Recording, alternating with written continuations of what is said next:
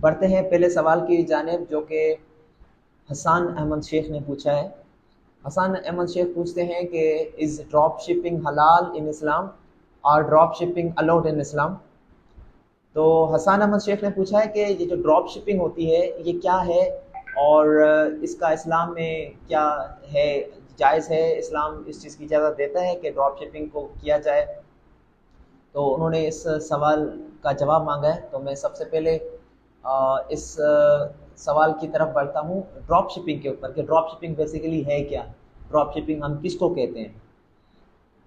جو ہم ترقی کرتے ہیں ہمارے کاروبار کرنے کے طور و طریقے تبدیل ہوتے ہیں، ہمارے کام کرنے کا طریقہ الگ ہو جاتا ہے۔ پہلے زمانے میں جب لوگ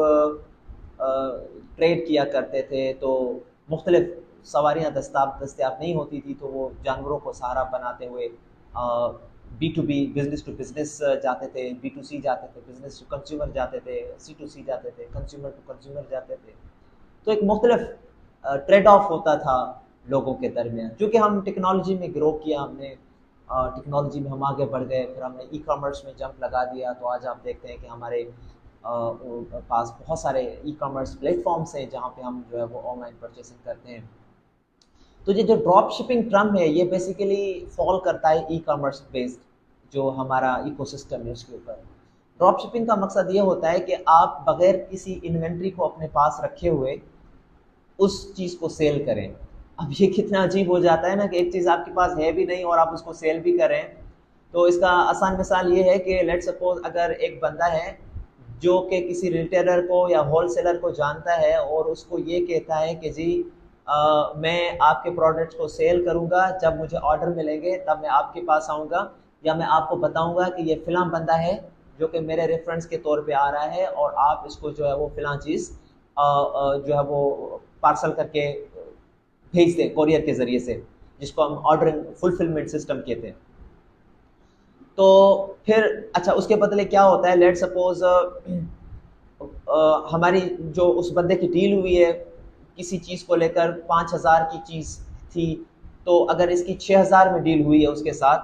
تو یہ کیا کرتا ہے بیچ میں ایز اے مڈل مین کے طور پہ کام کرتے ہوئے 1,000 روپیہ جو سروس وہ دیتا ہے اس بندے کو وہ اپنے پاس رکھتا ہے، اور 5,000 روپے اس ریٹیلر کو دے دیتا ہے کہ بھائی آپ اس 5,000 کی جو چیز ہے وہ اس کو بھیج دیں۔ یعنی ایک کام یوں سمجھے کہ یہ مڈل مین کا کام ہوتا ہے ڈراپ شپنگ والا نا۔ تو جس طرح ایک پلیٹ فارم ہے اور پلیٹ فارم کو استعمال کرتے ہوئے ایک مڈل مین آتا ہے اور وہ کسی پروڈکٹ کو مارکیٹ کرتا ہے، پھر اس کو سیل کرتا ہے، جبکہ وہ پروڈکٹ اس کے پاس ہے بھی نہیں۔ تو اگر ہم اس چیز کو دیکھیں تو ہمارے علماء کرام جو ہیں وہ اس کو مختلف احادیث سے کانٹیکس دیتے ہیں، جو کہ ایک حدیث میرے سامنے موجود ہے، یہ حدیث ترمذی 1232 ہے، جس میں یہ لکھا گیا ہے کہ میں آپ کو بتاؤں،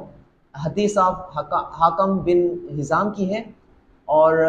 انہوں نے فرمایا ہے کہ حضور صلی اللہ علیہ وسلم نے فرمایا کہ جو چیز آپ کے پاس نہیں ہے اس کو سیل کرنا جو ہے وہ الاؤ نہیں ہے، ٹھیک ہے۔ سو پروفٹ پیس بی اپان ہم ٹیلز حاکم do not sell what is not with you, یعنی حضرت محمد مصطفیٰ صلی اللہ علیہ وسلم نے یہ کہا کہ آپ کے پاس جو چیز نہیں ہے اس کو بیچنا ممنوع ہے۔ یہ اس وقت کی بات ہے، 1500-1400 سال کی پہلے کی بات ہے۔ تو یہ تو کس کانٹیکسٹ میں کہا گیا اس کو سمجھنا بہت ضروری ہے، کہ جو چیز آپ کے پاس ہے ہی نہیں، ٹھیک، آپ اس کو سیل نہ کریں کیونکہ اس کی اسلام اجازت نہیں دیتا۔ اب ڈراپ شپنگ کے اندر یہ ہوتا ہے کہ وہ چیز آپ کے پاس ہے، کیونکہ آپ کا ریٹیلر کے ساتھ تعلق تو ہے نا، آپ کا ایک ایم او یو سائن ہے، یا آپ کے پاس ایک میوچل انڈرسٹینڈنگ لیول بلڈ ہے کہ بھائی ایک بندہ ہے جو کہ پروڈکٹ کو سیل کرواتا ہے، ایک بندہ ہے جس کے پاس وہ سامان پڑا ہے، ٹھیک ہے۔ تو اس کے اندر جو یہ بیچ والا بندہ ہے، سمجھ سکتے ہیں کہ اس کے پاس سامان نہیں ہے، لیکن وہ وعدہ وفائی تو کرتا ہے نا، کہ ایک بندے کو وہ سروسز دے رہا ہے، اپنا ایک قیمتی وقت دے رہا ہے، اس کو سمجھانے کی کوشش کرتا ہے، اس کے ہر میسیجز کا جواب دیتا ہے، اس کی کیوریز کو سولو کرتا ہے۔ تو یہ جو وقت دیتا ہے، اگر اس کے بدلے میں اگر اس کو ایک چھوٹا سا اماؤنٹ مل جاتا ہے تو میرے نزدیک وہ حرام نہیں کہلائے گا۔ اس لیے نہیں کہلائے گا کیونکہ اس کے اندر اس کی ایفرٹ شامل ہے۔ ہاں اگر ایسا ہو کہ وہ ایسی چیز کہے کہ میں یہ چیز سیل کرنا چاہتا ہوں جو اس کے پاس کیا اس کے ریٹیلر کے پاس یا اس کے جو ڈیلرز ہیں ان کے پاس بھی موجود نہیں ہے، اور وہ ان سے پیسے لے کے کھا جاتا ہے، بھاگ جاتا ہے، تو پھر تو یہ بالکل غیر اخلاقی جو کام ہے، یہ تو بالکل اگینسٹ دا ویلیوز آف اسلام ہے. اس چیز کو ہم جو ہے وہ against the law, against the Islamic law ہم کہہ سکتے ہیں کہ یہ جو ہے وہ غلط ہے. لیکن ایک بندہ جس کی ایک ریٹیلر کے ساتھ یا ہول سیلر کے ساتھ جو ہے وہ میوچل انڈرسٹینڈنگ ایک بلڈ ہوئی ہے، تو اس چیز کو لیتے ہوئے اگر وہ کسی پروڈکٹ کو سیل کرتا ہے تو میں نہیں سمجھتا کہ اس کے اندر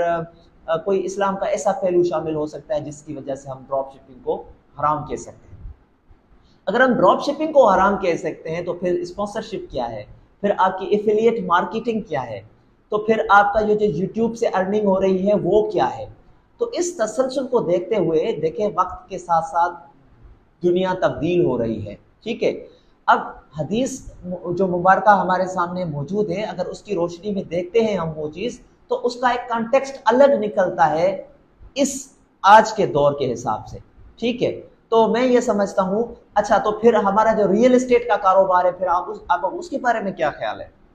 یہ جو بروکر حضرات ہوتے ہیں وہ اس کے پاس تو جگہ نہیں ہوتی جو وہ کسی پارٹی کو دلوا رہا ہوتا ہے، تو پھر بھی جو ہے وہ جب سودا ہو جاتا ہے اس کے بعد بھی جو اس کو جو ہے وہ کمیشن مل جاتی ہے.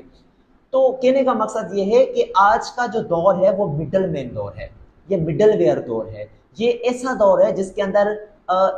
کمپنیز کو یا اسٹارٹ اپس کو پلیٹ فارم پرووائڈ کرنا ہوتا ہے. ٹھیک ہے، آج کی جتنی بھی انوویشنز ہوئی ہیں، آپ گوگل کو دیکھیں، آپ فیس بک کو دیکھیں، آپ یوٹیوب کو دیکھیں، آپ اپور کو دیکھیں، آپ فائبر کو دیکھیں، یہ کیا کر رہے ہیں؟ یہ پلیٹ فارم پرووائڈ کر رہے ہیں، اب دیکھیں نا، یوٹیوب ایک پلیٹ فارم پرووائڈ کر رہا ہے، نہ وہ ویڈیو کریٹر ہے، نہ وہ کنٹینٹ کریٹر ہے، نہ وہ ایک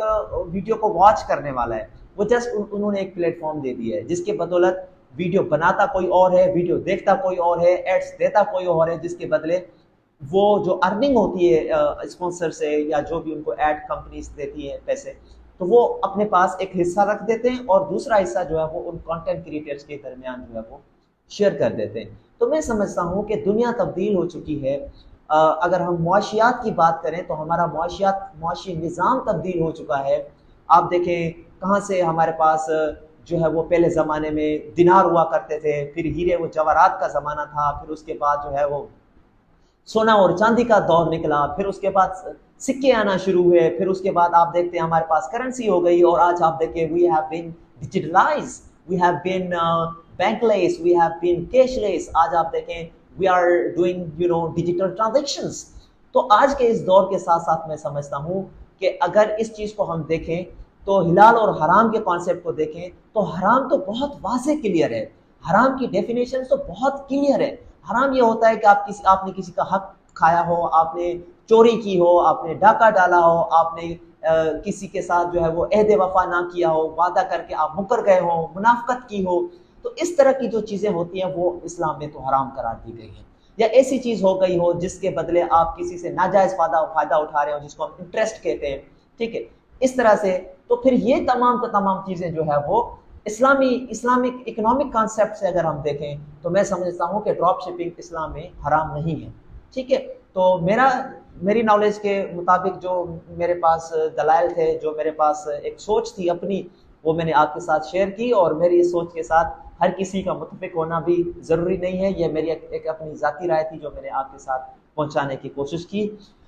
تو میں امید کرتا ہوں کہ آپ کے سوال کو میں نے ڈیٹیل میں جواب دے دیا،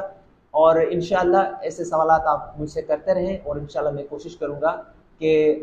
اپنے پاس سے جو بھی اللہ نے ہمیں علم دیا آپ کے توسط سے، اور انشاءاللہ ہم کوشش کریں گے کہ آپ کے سوالات کے جوابات دینے کی بھرپور کوشش کریں. اللہ آپ کا حافظ و ناصر ہو. اللہ حافظ.